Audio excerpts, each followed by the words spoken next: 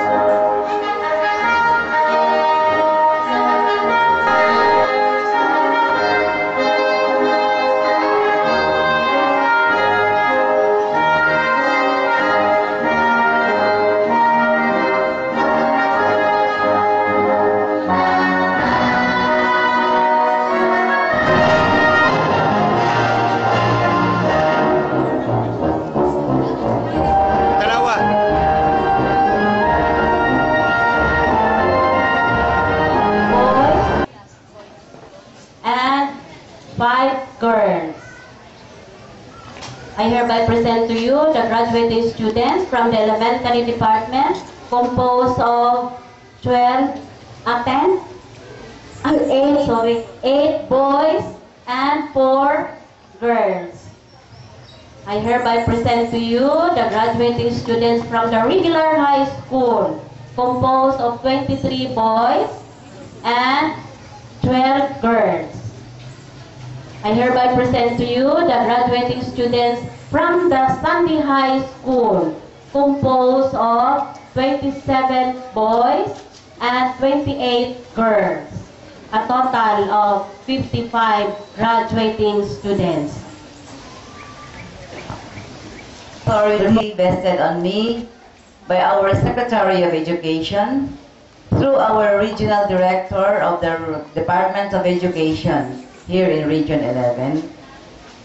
And after having been presented that you have completed all the requirements to finish the elementary, the high school course, and the moving up of the kindergarten, I hereby accept you and confirm you graduates of batch 2014. Congratulations! Yan.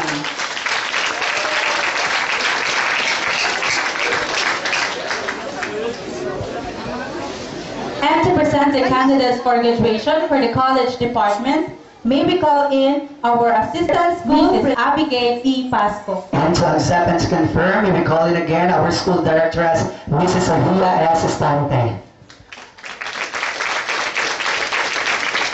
By the virtue of power vested in me as the TESDA College Administrator, I would like to present to you, Ma'am Serge, our 3 graduating students. With 2 years HRM course, 3 girls with a competency of commercial cooking and food and beverage services. Directress of St. Francis College of Davao Incorporated, I declare you graduate. Congratulations. Yung lahat. Okay. Hindi pa naman kayo pagod, no? Kaya bago lang nagsikat ang araw. Firstly, I would say congratulations to the parents. Parents and guardians of these young children who have finished the ladder. So congratulations for being here. And next year, you will go to TESDA or to CHED schools and get your degree. Hindi na kayo kukuha ng grade 11 and grade 12. But then, grade 11 and grade 12, these are very important and good additional years for the high school. Because this is para tayo resilient and cooperating with one another. Lalo na itong mga taga-Sunday High School, di ba? Despite sa hirap ng buhay, sa hirap mag-aaral, hindi natin kayang pumasok araw-araw, pero nandito pa rin kayo. Yan ang ibig sabihin ng hindi natitinag ang pusong Pilipino. So, ganyan tayo. Di ba? Makita ko sa TV, maski tumatawid na tayo sa malalim na sapa, na river, na baha, pero nakatawa pa. Di ba? Nakatawa pa. Humihila ng matanda. Nakatawa pa. Pati yung matatanda. Nakatawa pa. Para ba? Ria Denise A.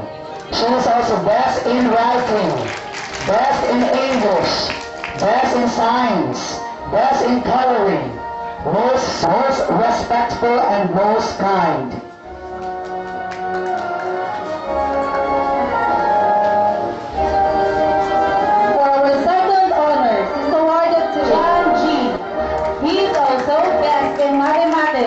Best in Araling Panlipunan, most energetic, most attentive, most kind, and most thrifty.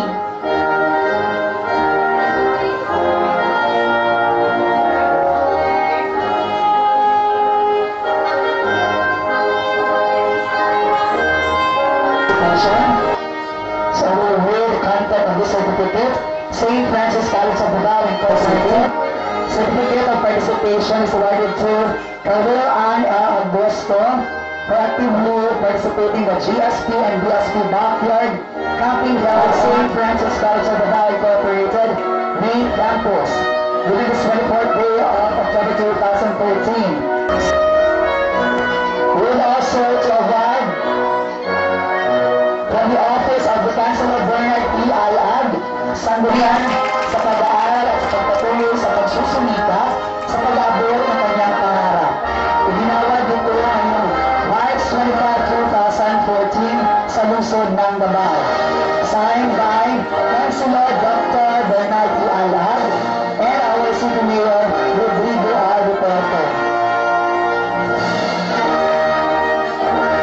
Third honor is awarded to Bading Carver Greener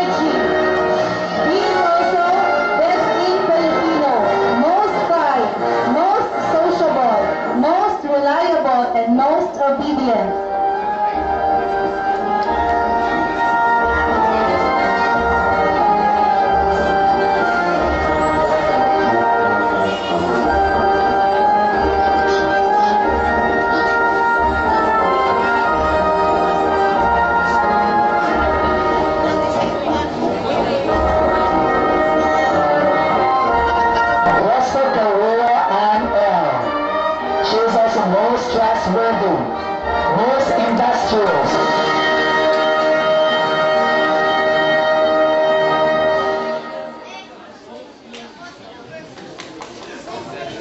For our fifth honors is awarded to Biniay Ira S. She is also most helpful, most honest, most courteous, and most obedient.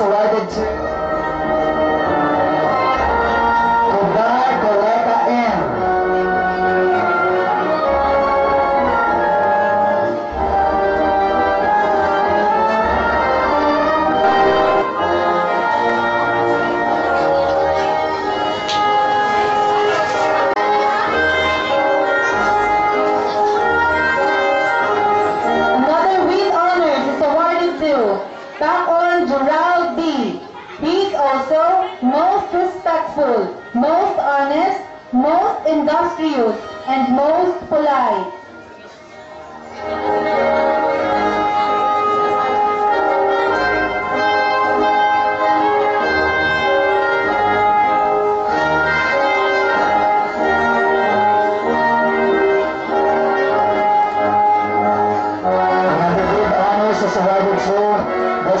Joshua Vander O. He is also most respectful, most humble, most punctual, and most honest.